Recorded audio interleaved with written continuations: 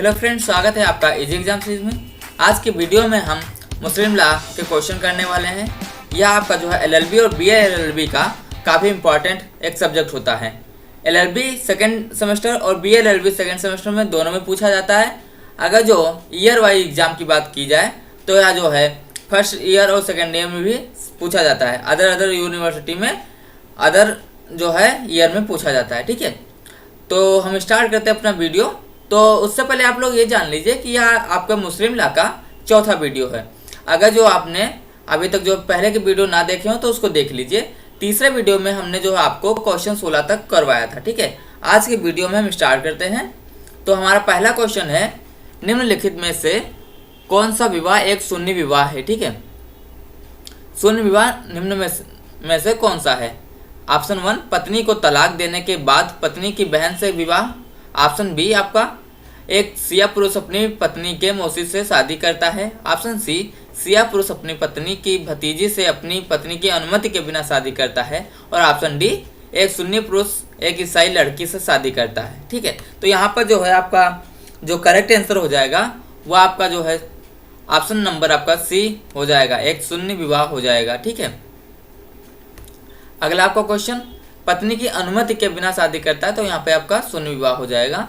अगला आपका क्वेश्चन, एक सुन्नी में उचित गवाहों की अनुपस्थिति में जो शादी होती है उसे क्या कहलाएंगे। ठीक है, फसीद, अनियमित कहलाएंगे, बातिल मीन शून्य कहलाएंगे, या फिर वैध कहलाएंगे, या फिर शून्य करने योग्य। ठीक है, क्या इसमें कहलाएगा। ठीक है, तो यहाँ पे फसीद जो है कहलाएगा क्योंकि जो है अनियमित। ठीक है, अगला क्वेश्चन, सभी अनियमित विवाह निम्न के अंतर्गत आते हैं। किसमें, जो अनियमित विवाह होते हैं। आप लोग जानते हैं कि मुस्लिम में जो है दो शाखा होती हैं, एक सिया शाखा होती है, ठीक है, और एक जो है आपकी सुन्नी शाखा होती है। ठीक है, तो सुन्नी शाखा जो है एक होती है, एक सिया शाखा होती।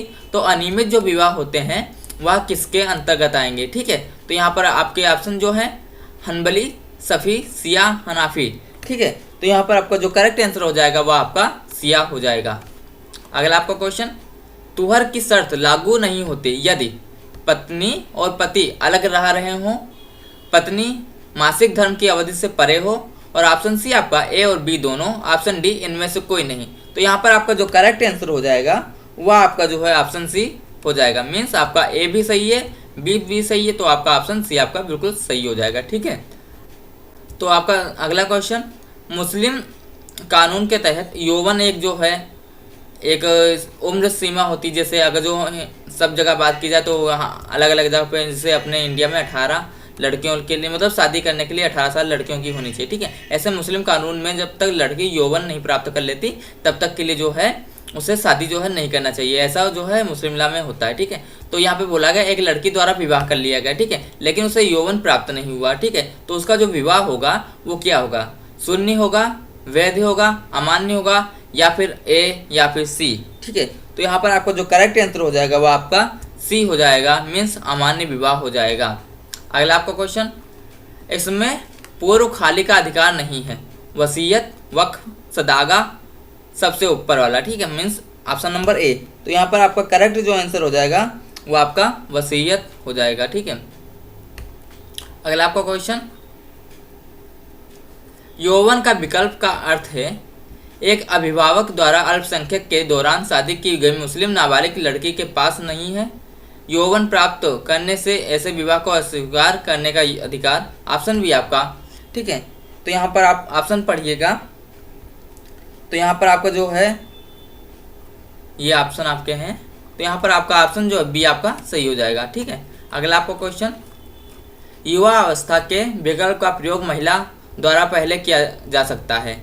आयु की जो है युवावस्था के विकल्प का प्रयोग महिला द्वारा जो है कौन सी आयु जो है यहाँ पे होगी जिसके पहले किया जा सकता है, 18 साल, 21 साल, 15 साल, या फिर ए बी सी। ठीक है, तो यहाँ पर आपका करेक्ट आंसर जो हो जाएगा वह आपका जो है ऑप्शन नंबर 1 18 हो जाएगा। ठीक है, यहाँ पर जो है इंग्लिश से जब हिंदी में ट्रांसलेशन होता है तो जो है सेंटेंस जो है इधर उधर हो जाते हैं, तो प्लीज़ थोड़ा मैनेज कर लीजिएगा। ठीक है, अगला क्वेश्चन, यौवन की आयु से पहले विवाह की सम्मति क्या होती है? ठीक है, समाप्ति। यौवन की आयु से पहले विवाह की समाप्ति क्या केवल निश्चित के तहत पत्नी को यौवन के अपने विकल्प से वंचित करता है? ठीक है, केवल परिस्थितियों के जो होगा। ठीक है, अगला आपका पत्नी का हमेशा युवावस्था के विकल्प से वंचित करता है। ऑप्शन सी, पत्नी को युवावस्था के विकल्प से वंचित नहीं करता। ऑप्शन डी, या तो ए या तो बी। ठीक है, तो यहाँ पर आपका जो करेक्ट आंसर हो जाएगा वो आपका ऑप्शन सी हो जाएगा। ठीक है, अगला क्वेश्चन, पारस्परिक उपहार कहलाते हैं एवाजी, स्कूफा या फिर मुसा या फिर अरिया। ठीक है, तो यहाँ पर आपका करेक्ट आंसर जो हो जाएगा वो आपका इवाजी हो जाएगा। ठीक है, ये मुस्लिम टर्म होते हैं। ठीक है, इनको आप जो हिंदी में जो है काफ़ी ज़्यादा आपके लिए अटपटा लग रहा होगा कि याद करना। ठीक है, क्या इवाजी होता है, क्या अरिया होता है। ठीक है, तो मुस्लिम टर्म है तो आपको याद करना ही पड़ेगा, या फिर आपको समझ लीजिए, आपके लिए दोनों बेहतर रहेंगे। ठीक है, अगला आपका क्वेश्चन, अल्पमत में विवाहित पति ने उसे अस्वीकार करने का अधिकार खो दिया शादी पर। ठीक है, शादी पर उसे अस्वीकार करने का अधिकार खो दिया कब? बहुमत प्राप्त करने के बाद सहवास। ठीक है, दहेज का भुगतान, ए और बी नहीं। ठीक है, ए ना तो बी। ठीक है, तो यहाँ पर करेक्ट आंसर आपका जो हो जाएगा वह आपका जो है ऑप्शन सी हो जाएगा। अगला क्वेश्चन, विवाह को अस्वीकार करने के विकल्प का मात्र प्रयोग वैवाहिक बंधन को गंभीर नहीं करता है, वैवाहिक बंधन को गंभीर करता है। ऑप्शन सी, दूसरी पार्टी होने के लिए सहमति होने पर वैवाहिक बंधन को गंभीर करता है। ऑप्शन डी, ए या सी। ठीक है, तो यहाँ पर करेक्ट आंसर आपका ए हो जाएगा। ठीक है, अगला आपका क्वेश्चन, मुस्लिम कानून के तहत जिना का अर्थ है। ठीक है, तो यहाँ पर जिससे जिना का अर्थ पूछा गया है, कहीं पे वक्फ होता है, कहीं पे जो है हदीस होता है। ठीक है, तो ऐसे जितने आपके टर्म आते हैं जो काफ़ी ज़्यादा अटपटर रहते हैं, कम से कम आपके जो है मुस्लिम लॉ की बात की जाए तो लगभग के 30 से 40 ही टर्म ऐसे हैं जिनको आप लोग समझने में काफ़ी ज़्यादा दिक्कत होती है, और वो टर्म आपके जो है लगातार आपके आते हैं। ठीक है, तो ये जो 30 से 40 टर्म हैं ये हम सभी आपको जो है एक वीडियो में करवा देंगे। ठीक है, ये आपके जितने हदीस हुआ, जिना हुआ, वैध हुआ। ठीक है, ये सारे जितने टर्म होते हैं जो काफ़ी ज़्यादा मुश्किल करते हैं। ठीक है, तो वो हम आपको करवा देंगे। ठीक है, तो यहाँ पर आपका करेक्ट आंसर क्या हो जाएगा? तो यहाँ पर आपका जो है यहाँ पे ऑप्शन बी, कानून द्वारा संभोग की अनुमति नहीं है, ये भी सही है। ऑप्शन सी आपका व्यभिचार और। ठीक है, तो ये भी आपका सही है, मीन्स आपका ऑप्शन डी सही हो जाएगा। अगला आपका क्वेश्चन, एक मुसलमान 4 से अधिक पत्नियों से विवाह कर सकता है यदि एक मुसलमान 5वीं बीवी से शादी करता है तो ऐसी शादी होगी अनियमित, वैध, शून्य, या तो ए या सी। ठीक है, तो यहाँ पर करेक्ट आंसर आपका क्या हो जाएगा? वह आपका अनियमित हो जाएगा। देखो, किसी भी मुसलमान व्यक्ति को जो है उसको केवल 4 पत्नी रखने का अधिकार होता है। ठीक है, 4 पत्नी रखने का अधिकार होता है, इसका मतलब यह नहीं कि वो केवल 4 ही शादी कर सकता है। ठीक है, मुसलमान व्यक्ति जो होता है, जो मुस्लिम कास्ट में होते हैं, वह जो है कितनी भी शादी कर सकते हैं। ठीक है, तो वहाँ पे जो है वो केवल 4 पत्नी रख सकता है। ठीक है, मान लीजिए वो 5वीं पत्नी लेके आता है, मान लीजिए ये 4 लोग पहले से रह रहे थे। ठीक है, और इन्हीं के पास इतनी ही जगह है। आपको ऐसा समझाते हैं, 1 मिनट।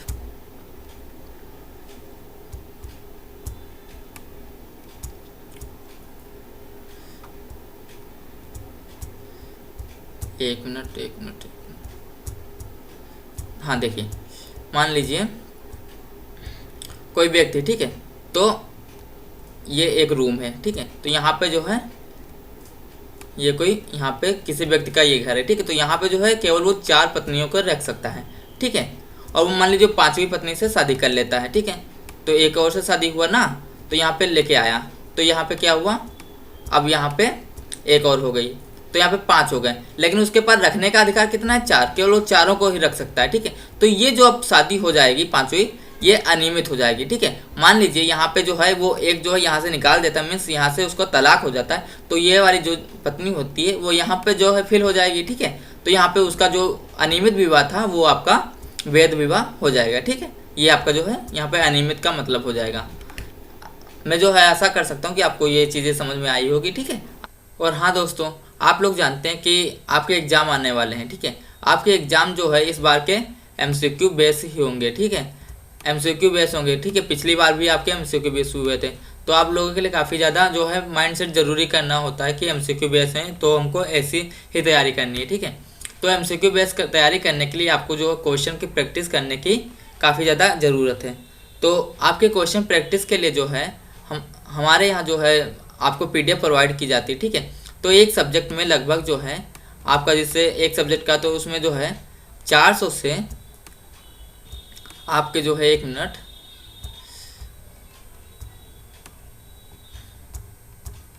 400 से आपके जो है 600 क्वेश्चनों के बीच में जो है PDF तैयार की गई है, ठीक है। 400 से किसी में 450, किसी में 500 है, ऐसे क्वेश्चन है, ठीक है। एक सब्जेक्ट के लिए आपको जो है 400 से 600 क्वेश्चन के बीच में मिल जाएगा, ठीक है। तो आपके 5 सब्जेक्ट हैं, तो 5 सब्जेक्ट के लिए आपको जो है आपको कम से कम 2200 क्वेश्चन की PDF प्रोवाइड कर दी जाएगी, ठीक है। जिसकी डिटेल जो है आपको नीचे जो व्हाट्सएप है इस पे जो है आपको बता दिया जाएगा, ठीक है। व्हाट्सएप डिटेल पे आप लोग कंफर्म कर सकते हैं, ठीक है। और ये PDF आपके लिए जो है एग्जाम के लिए काफ़ी ज़्यादा बेस्ट होने वाली है। आप चाहें, ठीक है, तो इस व्हाट्सएप नंबर पे आप जो है कांटेक्ट जो है ना करके आप केवल व्हाट्सएप मैसेज करके ही आप जो है PDF जो है प्राप्त कर सकते हैं, ठीक है। आप लोग जो है ये नीचे देख रहे होंगे कि आपके लिए कितनी अच्छी जो है PDF बनाई गई है, काफ़ी ज़्यादा आपके लिए इंपॉर्टेंट ये क्वेश्चन है, ठीक है। तो ये क्वेश्चन वहाँ से मान लीजिए बहुत से बुक से बनाए गए हैं, ठीक है। और जो आपके एग्जाम हुए हैं, बहुत से यूनिवर्सिटी में एग्जाम चल रहे हैं, ठीक है, तो वहाँ से क्वेश्चन लेके काफ़ी ज़्यादा आपके लिए हेल्पफुल ये क्वेश्चन इंपॉर्टेंट क्वेश्चन बनाए गए हैं, ठीक है। आपके लिए काफ़ी ज़्यादा PDF जो है सही रहेगी आपके एग्जाम के लिए, क्योंकि आपके एग्जाम के लिए यह जरूरी होगा कि आपका एक माइंड सेट हो जाए कि आपको जो है जैसे MCQ क्वेश्चन की प्रैक्टिस अगर जो कर लेंगे, ठीक है, तो वहाँ पे आपको कन्फ्यूजन नहीं होगा। तो ये सब चीज़ों का एक फ़ायदा मिलता है जो हम लोग पहले से प्रैक्टिस कर लेते हैं, ठीक है। तो आप चाहिए तो जो वहाँ पे आप जो है व्हाट्सएप पे जो है कांटेक्ट कर सकते हैं, ठीक है। दूसरे पति से शादी करने वाली मुस्लिम महिला की संतानें होंगी। ऑप्शन 1 नाजायज लेकिन बाद की पवित्री द्वारा वैध किया जा सकता है। वैध नाजायज और किसी भी बाद के द्वारा जो है उसे वैध नहीं किया जा सकता, ठीक है। और ऑप्शन डी आपका A या B, ठीक है। तो यहाँ पर आपका जो करेक्ट आंसर हो जाएगा वह आपका जो है आपका C हो जाएगा। नाजायज और किसी भी बाद में जो है उसे वैध नहीं किया जा सकता, ठीक है। अगला आपका क्वेश्चन, एक मुस्लिम आदमी शादी नहीं कर सकती किससे? एक यहूदी से, एक मुस्लिम महिला से, एक ईसाई से, या एक मूर्ति पूजक या एक अग्नि उपासक से, ठीक है। तो यहाँ पर आपका जो करेक्ट आंसर हो जाएगा वो आपका डी हो जाएगा। अगला आपका क्वेश्चन, मुस्लिम महिला का गैर मुस्लिम से विवाह होगा, वैध या तो A या B या फिर अनियमित या फिर शून्य, ठीक है। तो यहाँ पर आपका 33 का जो आंसर हो जाएगा वो आपका अनियमित हो जाएगा, ठीक है।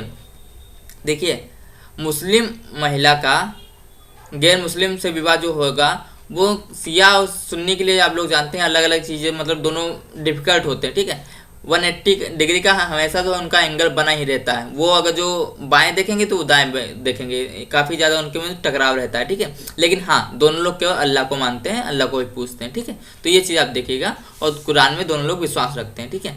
तो ये चीज़ें जो है, कुछ चीज़ें जो है शिया के लिए अलग और कुछ चीज़ें जो है सुन्नी के लिए अलग हो सकती हैं, ठीक है। तो यहाँ पे जो है आप ये चीज़ हमेशा जो है मुस्लिम लफ्ज़ पढ़िए तो ये चीज़ आप देखते हुए चलिए। ऐसा मत समझ लीजिए कि शिया भी मुस्लिम होता है, सुन्नी भी मुस्लिम होता है, तो दोनों के लिए सेम चीज़ें होंगी, ठीक है। ऐसा नहीं हो पाएगा, ठीक है। कहीं कहीं पे चीज़ें अलग अलग हो जाती हैं। अगला आपका क्वेश्चन, विवाह के पक्षकारों में से एक के धर्म त्याग पर एक मुसलमान शादी जो होगी वह क्या वैध रहता है, स्वचालित रूप से भंग हो जाता है, अनियमित हो जाता है, या फिर अदालत की डिक्री के बाद भंग हो जाता है, ठीक है। तो यहाँ पर आपका जो करेक्ट आंसर हो जाएगा वो आपका B हो जाएगा, स्वचालित रूप से भंग हो जाता है, ठीक है। अगला क्वेश्चन, मुस्लिम कानून में एक महिला के साथ विवाह निषिद्ध है क्योंकि खून का रिश्ता अनियमित और मुद्दा वैध होगा, वैध और मुद्दा, ठीक है। और ऑप्शन C आपका शून्य लेकिन मुद्दा वैध है, ऑप्शन डी आपका शून्य और मुद्दा नाजायज है, ठीक है। तो यहाँ पर आपका जो करेक्ट आंसर हो जाएगा वो आपका ऑप्शन डी हो जाएगा। अगला आपका क्वेश्चन, यदि पति की इद्दत के दौरान एक प्रतिसंहरणीय तलाक में मृत्यु हो जाती है तो क्या मृत्यु के लिए इद्दत का पालन करना आवश्यक होगा, ठीक है। तो यहाँ पर आपके ऑप्शन है हाँ, नहीं, या फिर निर्भर करता है, या फिर इनमें से कोई नहीं, ठीक है। तो यहाँ पर आपका करेक्ट आंसर क्या हो जाएगा, आपके जो इद्दत का पालन करना आवश्यक होगा, ठीक है। अगला आपका क्वेश्चन, मुंसिफुजुल उल रहीम बनाम लुटी फुट उन निसा, ये जो एक वाद हुआ था 1861 का है, एक प्रमुख वाद है। यह जो है किससे हुआ था, मीन शादी से संबंधित है या फिर खुला से संबंधित है या फिर जिना या फिर जिहारो। ठीक है, तो यहाँ पर आपका जो करेक्ट आंसर हो जाएगा वो आपका यह खुला से संबंधित है। जैसे अब खुला की बात की जाए तो आमतौर पर खुला लोग नहीं जानते खुला क्या होता है। ठीक है, लेकिन हाँ मुस्लिम विधि में आपको जो है खुला को पढ़ना पड़ेगा। ठीक है, इसके लिए हम आपको एक वीडियो प्रोवाइड करवाएंगे। ठीक है, अगला आपका क्वेश्चन, एक अनियमित विवाह पति और पत्नी के बीच विरासत के पारस्परिक अधिकार बनाता है यदि शादी संपन्न नहीं हुई है। ऑप्शन बी, पति और पत्नी के बीच विरासत के पारस्परिक अधिकार बनता है यदि शादी संपन्न हुई। ऑप्शन सी आपका, पति और पत्नी के बीच, यहाँ पे पत्नी हो जाएगा आपका, पत्नी के बीच पारस्परिक अधिकारों को निर्माण नहीं करता। पत्नी की इस बात की परवाह किए बिना ही शादी संपन्न हुई है या नहीं। ऑप्शन डी आपका, पति और पत्नी के बीच विरासत के पारस्परिक अधिकारों का निर्माण नहीं करता है पत्नी अगर शादी संपन्न नहीं है तो। ठीक है, तो यहाँ पर आपका जो करेक्ट आंसर हो जाएगा वो आपका ऑप्शन नंबर सी हो जाएगा। ठीक है, अगला आपका क्वेश्चन, निम्नलिखित में से कौन वैध मुसलमानों का कानूनी प्रभाव नहीं है। ठीक है, शादी के लिए कौन सा कानूनी प्रभाव नहीं है। ऑप्शन वन आपका, महिला की स्थिति नहीं बदलती है, वह अपने स्वयं के पूर्ण कानून के अधीन है। ऑप्शन बी आपका, महिला की स्थिति बदल जाती है और वह पति स्कूल के अधीन हो जाती है। स्कूल मतलब यहाँ पे जो है, स्कूल का मतलब यहाँ पे जो है विचारधारा से है। ठीक है, पति विचारधारा के अधीन हो जाती है। ठीक है, और ऑप्शन सी आपका, ना तो पति और ना ही पत्नी को इसमें कोई दिलचस्पी है और शादी के कारण दूसरे की संपत्ति में भी जो है दिलचस्पी वाला केस यहाँ पे हो जाएगा। ठीक है, और अगला आपका जो है विरासत के पारस्परिक अधिकार स्थापित होते हैं। ठीक है, तो यहाँ पर आपका जो करेक्ट आंसर हो जाएगा वो आपका जो है बी हो जाएगा। ठीक है, अगला क्वेश्चन, मुस्लिम कानून में इद्दत की अवधि होती है। ठीक है, वह अवधि जब मुस्लिम महिलाओं की मृत्यु के बाद उपवास रखती हैं। ठीक है, उनके पति की जो मृत्यु हो जाती है उनके बाद जो उपवास रखती हैं उसे इद्दत कहते हैं। ठीक है, ऑप्शन बी आपका, वह अवधि जिसके दौरान मुस्लिम महिलाएं अपना घर छोड़ने के लिए स्वतंत्र हैं। पति और दूसरे आदमी से शादी अगर जो हो जाती है, पति से तलाक हो जाता है, ठीक है, फिर दूसरे आदमी से शादी करने के लिए स्वतंत्र होती है। ठीक है, सी आपका ऑप्शन जो है, सीमा की अवधि जिसके दौरान मुस्लिम महिलाएं दावा करती हैं उनके तलाकशुदा पत्नियों से दहेज वापस करने के लिए। ऑप्शन डी आपका, एक मुस्लिम महिला द्वारा मनाया जाने वाला अलगाव की अवधि जिसका विवाह तलाक या मृत्यु द्वारा भंग कर दिया गया है और जिसके दौरान वह दूसरे पति से शादी करने से बचना होगा। ठीक है, तो यहाँ पर आपका जो करेक्ट आंसर हो जाएगा वह आपका जो है ऑप्शन आपका डी हो जाएगा। ठीक है, अगला आपका क्वेश्चन, एक तलाकशुदा मुस्लिम महिला गर्भवती है तो इद्दत की अवधि कितनी होती है। ठीक है, 3 महीने, 3 चंद्र महीने, 3 महीने और 10 दिन या डिलीवरी तक जो भी अवधि लंबी हो।